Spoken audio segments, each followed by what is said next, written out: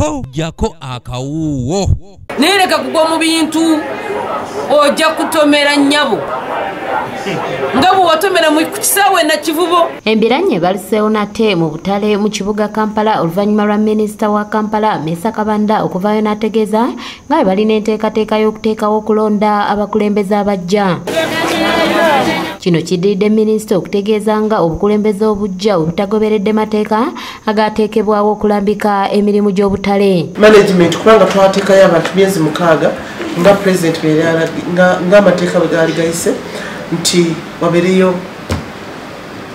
KCC managing obutale bwonna interim committee eziriyo era committee eziriyo nazo tuzinoonyereza kulaba zikoze zitya enebekoze obulungi tujagirekayo ne rufulazi mweziri. Minisiteri agamba obukulembeze obuliwo bwali bwa kaseera nga n'olwekyo abasuubuzi balina okwerondera abakulembeze baabwe. Susan Tushaba ssentebe w'obutale mu kibuga agamba nti kikafuwe minisita okubayisaamu olugaayo nga bw'aba yeetaaga embalirira y'obutale alina okuvaayo n'embalirira ezasooka.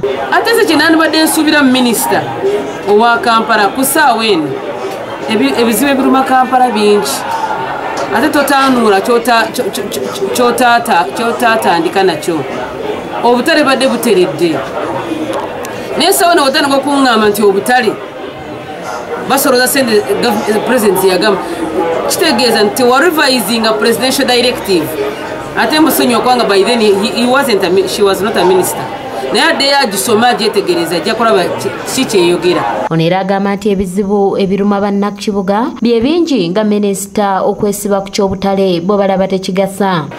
Buuza KCCA eyina agitwala executive director waali mubuuze yakubuulire yakatuwa meka nereka kugwa mu bintu ojja kutomera nnyabo nga bwe watomera mu kisawe na kivubo yagenda paka yadi yagenda ku mulembe gongo oli kansala wano kati newo wino yagala egende awo n'osaaga.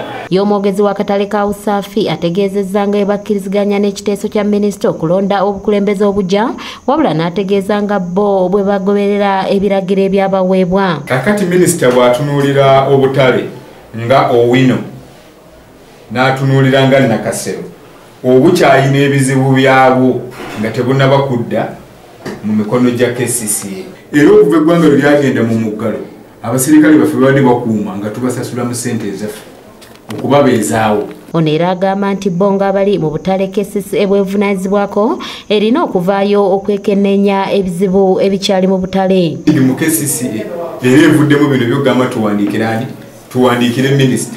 Ffe ng'abakulembeze tulina bwe tukoma ate ne gavumenti nekola ki netandika kyogamba nti ekyokujja abantu ku nguudo nakyo kyetaaga kusitula ddoboozi waliwo atakiraba nakyo kyetaaga kusitula ddoboozi ekyokujja abantu abakolera mu bumenyi bw'amateeka. Wabula n'abasuubuzi abakolera mu katale ka Usaafi bategeeza nga bwe basiŋŋaanye obuzibu bw'abasuubuzi bannaabwe abasalawo okwesamba emidaala mu katale kano emmaali ne bagizza ku kkubo. Singa omanyi ekyokukola singa emidaala tekiriweerera bali badde bayamba ku kesi ne bajja abantu naye obuzibu bwe tulina essaawa ya kaakati bwegwa nti bo nga bo beefudde bannakyemalira baŋŋambe olw'okuba nti bo omusala gwabwe bagujja nyinza okuba nga nkireese mu ngeri eyo obulumi bwe tulina emidaala gye gino mugitulumu bantu bagidduka kapito w'abantu afiiriddemu.